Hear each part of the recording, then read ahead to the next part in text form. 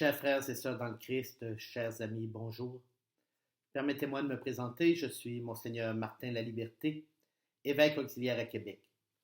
Au nom de Monsieur le cardinal Gérald Cyprien Lacroix, au nom de Monseigneur Marc Pelchat, évêque actuellement en charge de notre diocèse, je veux aujourd'hui transmettre ma sympathie et mon union de prière aux personnes qui sont atteintes du deuil d'un de leurs proches, que ce soit un père, une mère, un conjoint, une conjointe, un fils, une fille, un frère, une sœur, un oncle, une tante, des grands-parents, des amis, bref, quelqu'un qui vous était cher.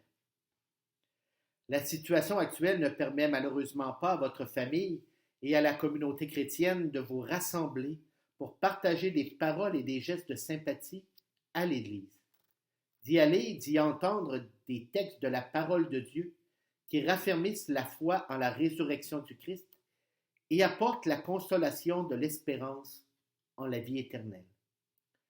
Nous regrettons sincèrement, et nous sommes tristes, de ne pouvoir être plus près de vous pour vous accompagner dans les différentes étapes de votre deuil et manifester à votre égard la sollicitude de l'Église. Nous vous invitons cependant à prendre contact dès que possible avec votre équipe pastorale paroissiale afin d'être unis ensemble dans ce que vous vivez et de partager votre peine. Même si aucun rassemblement n'est possible, ils pourront contacter d'autres membres de la communauté chrétienne afin que tous portent dans la prière toute votre famille et votre personne aimée disparue.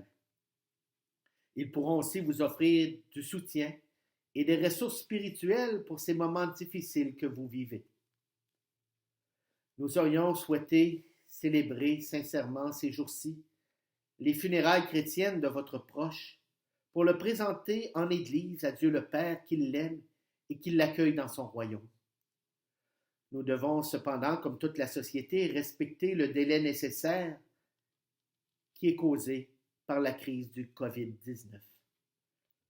Tout en vivant la douleur et la peine de cette séparation, nous savons que la personne aimée décédée demeure reliée à vous, qu'elle est vivante et qu'elle est auprès de Dieu. Notre espérance et notre foi chrétienne nous en donnent la certitude. Dès que le gouvernement et les autorités ecclésiastiques donneront la possibilité de tenir à nouveau des rassemblements dans nos églises, nous vous aviserons des possibilités à envisager et établirons avec vous un calendrier de rencontres. Demandons maintenant au Seigneur de nous accompagner en ces temps qui sont pour nous tous des temps inédits. Ce que nous vivons est quelque chose que nous n'avons jamais vécu. Recueillons-nous en écoutant la parole de vie, la parole du Seigneur qui est parole de vie, en adressant aussi une prière à notre Père des cieux. Je vais maintenant vous lire un passage de l'Évangile de Jean, au chapitre 11, qui vient nous parler de Jésus qui est la vie, qui est la résurrection et qui est notre espérance pour nous tous, qui sommes fils et filles du Dieu de la vie. Il y avait quelqu'un de malade, Lazare de Béthanie, le village de Marie et de Marthe sa sœur. Or, Marie était celle qui répandit du parfum sur le Seigneur et lui essuya les pieds avec ses cheveux. C'était son frère Lazare qui était malade. Donc les deux sœurs envoyèrent dire à Jésus, « Seigneur, celui que tu aimes est malade. » Jésus aimait Marthe et sa sœur ainsi que Lazare. À son arrivée, Jésus trouva Lazare au tombeau depuis 4 jours déjà. Lorsque Marthe apprit l'arrivée de Jésus, elle partit à sa rencontre, tandis que Marie restait assise à la maison. Marthe dit à Jésus, « Seigneur, si tu avais été ici, mon frère ne serait pas mort. Mais maintenant encore, je le sais, tout ce que tu demanderas à Dieu, Dieu te l'accordera. » Jésus lui dit, « Ton frère ressuscitera. » Marthe reprit, « Je sais qu'il ressuscitera à la résurrection au dernier jour. » Jésus lui dit, « Moi, je suis la résurrection et la vie. Celui qui croit en moi, même s'il meurt, vivra. Quiconque vit et croit en moi ne mourra jamais. Crois-tu cela?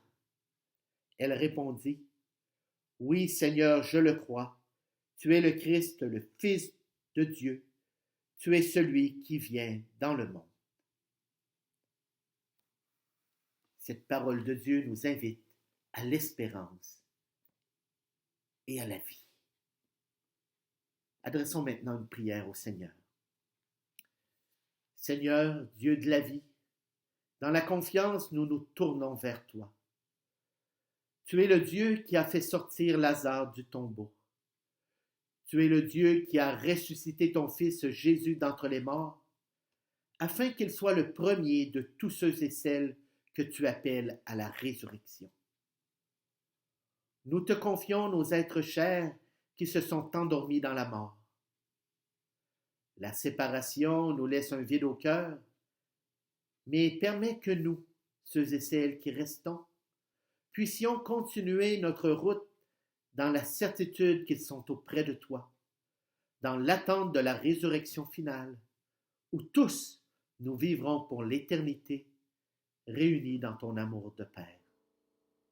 Conforte nos cœurs meurtris et transforme notre peine, Seigneur. Transforme notre tristesse en espérance. Et nous te le demandons, Père, par Jésus, ton Fils, notre Seigneur. Amen.